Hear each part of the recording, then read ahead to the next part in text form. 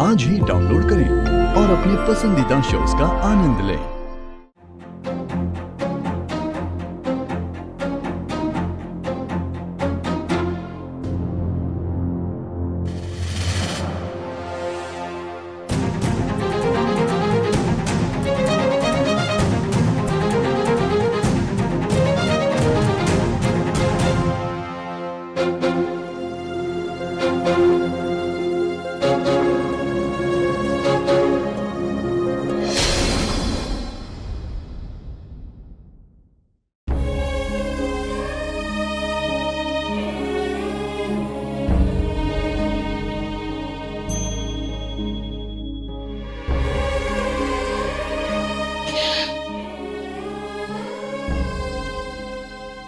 तू चिंता मत कर, तेरी माँ आ गई है ना। इस दुनिया में कोई तुझ पे विश्वास करे ना करे, तेरी माँ हमेशा तेरे साथ रहेगी, तुझ पे विश्वास करेगी।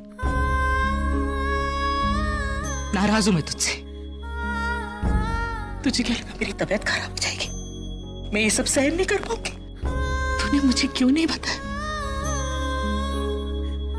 जानती हूँ कि लड़की की गृहस्थी में अमृत मंथन में उसके हिस्से में कभी जहर आता है तो कभी अमृत, लेकिन क्यों तेरे हिस्से में हमेशा जहर ही आता? अमृत तेरे हिस्से में कब आएगा प्रज्ञा? कब? क्या तमाशा हो रहा है? वही माँ बेटी का भरत मिलाप। ड्रामा करना तो कोई इनसे सीखे। आप आंखें क्या दिखा रही हैं मुझे? ये आंखें अगर आपने अपनी दोनों बेटियों को बचपन में दिखाई होती तो ये ड्रामा करने की जरूरत नहीं पड़ती। एक बात तो माननी पड़ी, क्या सीखती है आपने अपनी दोनों बेटियों को? एक बेटी किसी के होने वाले पति को छीन लेती है और दूसरी शादीशुदा होने के बाद किसी के साथ नाजायज संबंध रखती है। छी, ये संस्कार दिए हैं आपने इसको? मुझे तो सोच के भी शर्म आती है।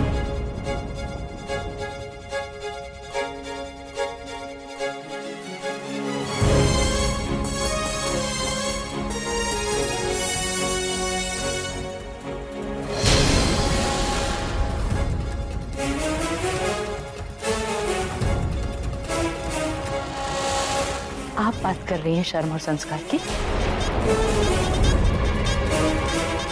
आप जानती भी हैं संस्कार क्या होते?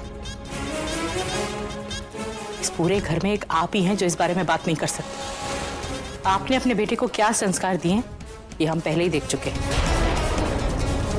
किसी और के बारे में कुछ भी बोलने से पहले अपनी गिरेबान में झांक कर देखिए। अगर आप एक उंगली मेरी बेटी की तरफ उठाएंगी ना तो 3 बाकी की उंगलियां आपकी तरफ उठती हैं।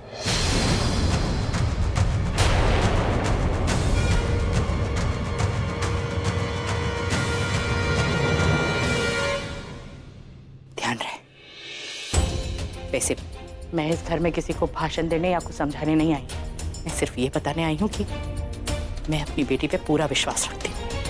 मुझे पता है कि मेरी बेटी कोई गलती कर ही नहीं सकती। मुझे तो ये समझ में नहीं आता कि आप सब बारात लेकर मेरी बेटी को इस घर में बहू बना के लाए थे और आप सब उस पर विश्वास नहीं कर रहे।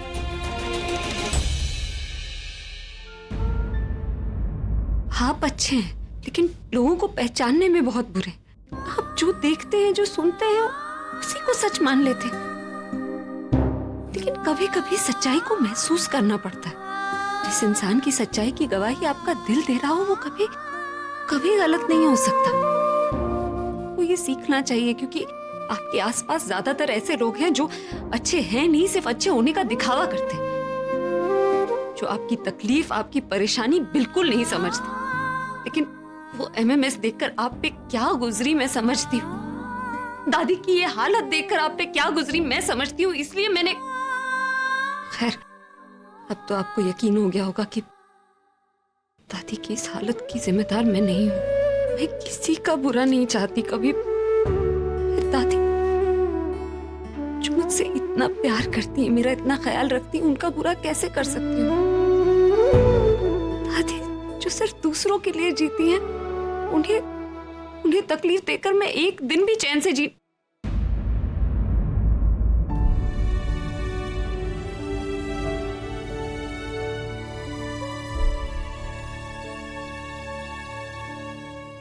मैंने हमेशा हमेशा आपकी खुशी ही चाहिए। आप हैं कि हमेशा मुझे तकलीफ देते रहते, ये भी नहीं सोचते कि मुझ पर क्या बीतती होगी। सब कुछ सह लेती हूँ, लेकिन इतना बड़ा इल्जाम कैसे सहूंगी, खासकर तब जब आपको लेकर मेरी सोच बदल गई है, जब मैंने आपके अंदर की छिपी हुई अच्छाई को देख लिया, जब मेरे मन में आपके लिए इज्जत इतनी बढ़ गई, जब मैं आपको प्यार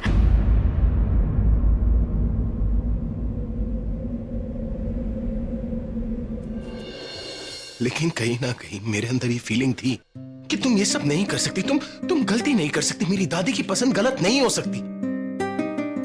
लेकिन ऐसा सिर्फ मेरा दिल सोच रहा था, मेरा दिमाग नहीं, क्योंकि मेरी आंखों के सामने वो वीडियो था जिसे मैं देखकर भी। लेकिन तुमने सब ठीक कर दी। अब मेरी दादी की तबीयत ठीक हो जाएगी, मेरा नाम, मेरा रेपुटेशन, मेरा करियर, किसी पे कोई फर्क नहीं पड़ेगा। और ये सब तुम्हारे भरोसे की वजह से हुआ, क्योंकि तुम्हारा खुद पर भरोसा और अब मेरा भी तुम पर भरोसा है।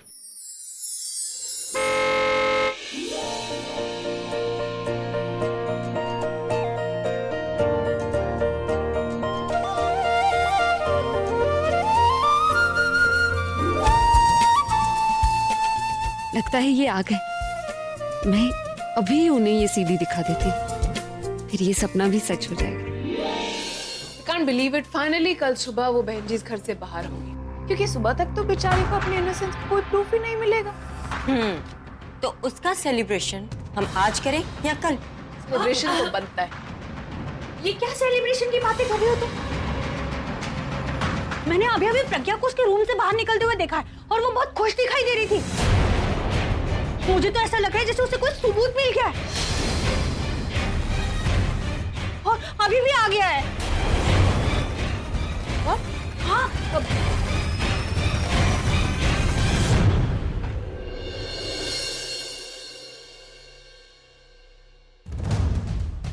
सुनिए,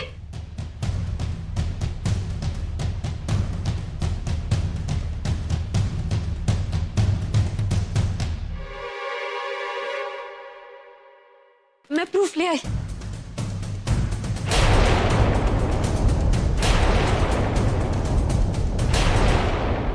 मैंने आपसे कहा था ना कि मैंने कुछ नहीं किया। देखिए 24 घंटे खत्म भी नहीं हुए, उससे पहले मेरी बेगुनाही का सबूत मेरे हाथों में।